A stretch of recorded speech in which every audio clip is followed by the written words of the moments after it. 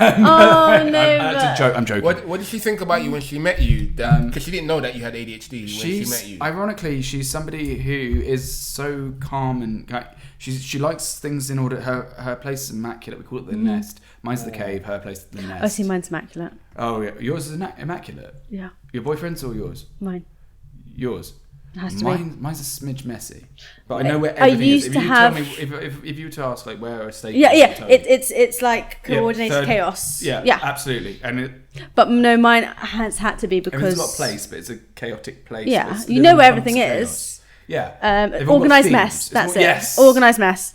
That growing up, that's what it was like. I had to change my ways when I went to university and realised the whole house was a mess, and I needed a place that was tidy so that I could work. So it had to be my bedroom. Yeah, go on. And then it's just kind of gone from that my place has to be immaculate.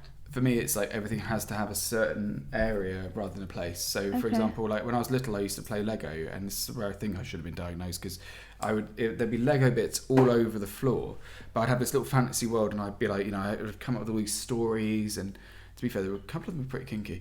But sorry, I don't mean to keep making. I don't want to drag the mood, but like just kinky toddler, and but all these different things, and I'd have the little king. Obviously, it was me, and he'd rule over things. He'd have a little submarine and stuff like that. But my parents would come in, they'd see my parents come in, and they'd just see this huge mess of Lego, and if they tidied it up, I went batshit because they've just destroyed my entire fantasy world. One of my juniors who.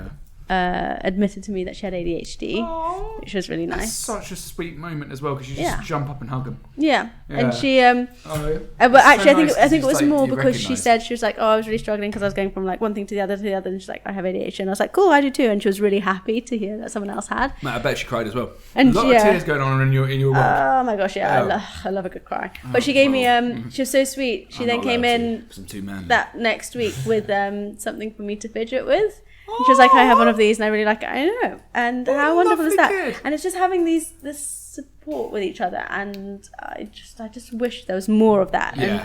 Opening that dialogue about neurodivergence. And for anybody listening, Holly's fidgeting with a watch right now. Yeah. So does that help? Do you use like a fidget spinner or something to fidget with to help you with your ADHD? Is that something that normally helps, or? You know what? It's interesting. So usually my tell when I haven't taken medication is that I fidget a lot. Yeah. When I've taken my medication, I am a lot better. My desk just looks like a bunch of toys. I used to scribble, or what I used to do actually is as a kid, and it's only since my diagnosis I realised what I was doing. It's like stimming, isn't it? Yeah. I used to start playing the piano like on any surface, whatever it was in my head. I'd be like start playing a tune, and that would just help keep me. Pardon? What's your favourite thing to play? Oh, you know what? I never remember the names of the pieces. I have the same thing with people. It's like I don't remember the name. I don't remember the name. Fine. Face, absolutely, never forget you. I know you've got 3 kids. I know their ages. I know everything about you. But not their name. Fuck. Yeah, exactly. Absolutely screwed. Yeah, exactly. And so I still do that sometimes, or. When I was struggling in teaching the other day, my leg was just going mad. And that's when my colleagues noticed something was wrong. And actually one of them took me aside. She's like, are you okay? You seem really anxious. And I said, well, I'm struggling with my concentration. This is helpful. The sort of fire that kind of like behind your eye, you just want to scream kind of thing. It's like... I get frustrated with myself. I think I get upset with myself. And then I have to remember it's just the way my brain is wired, and I need to be kind, because otherwise if I'm not kind to myself, I'm going to spend hours being angry at myself, and that's not going to get me anywhere. But it's really hard to get yourself back into that state of mind. So I did have a bit of a cry on my parents over the phone on Friday last week, but it's okay, because actually it was a good reminder to me that I do sometimes need a bit of help, and that's all right.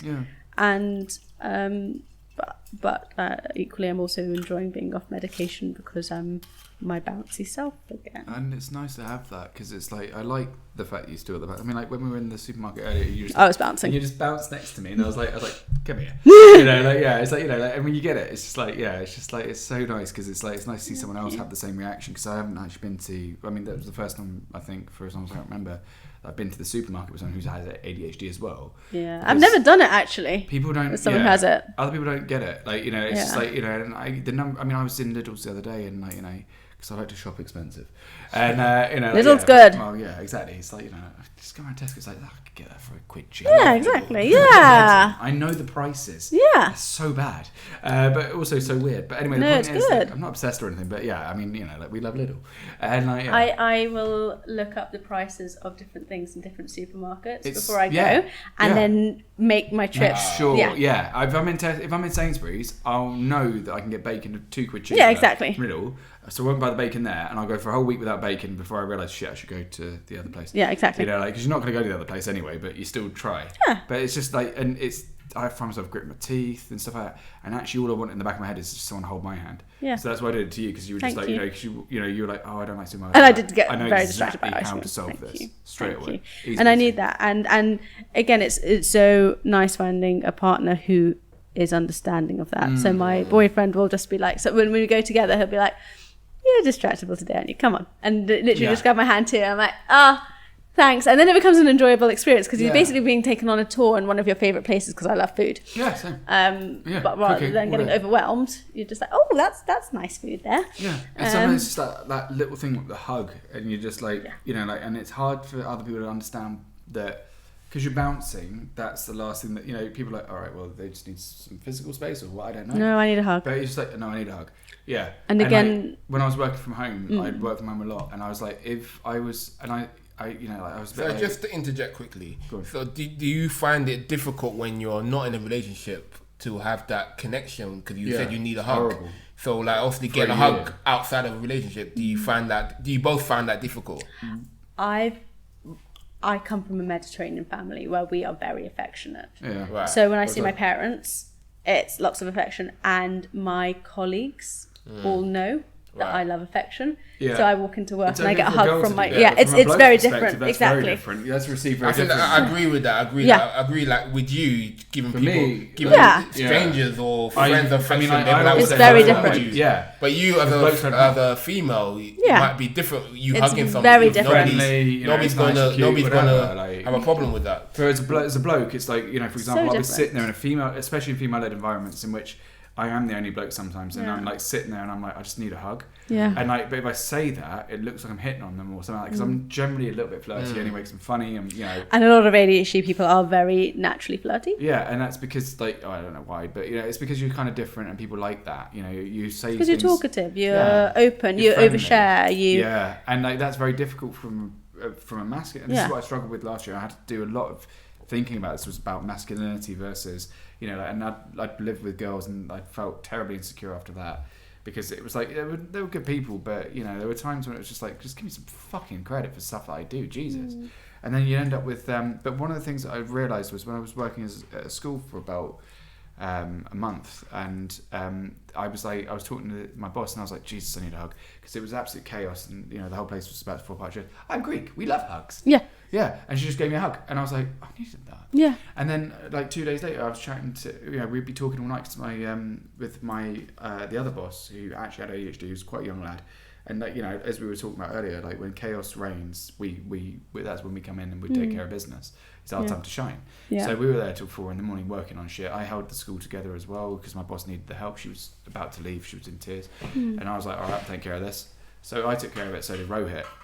And we were talking about it in front of this Spanish girl, and she just kind of came up to me the next day and just gave me a hug and goes, you're a good person, right? And I hadn't heard that for a year and a half. I'd just been told that I was a piece, that I need to try better, try harder, do this.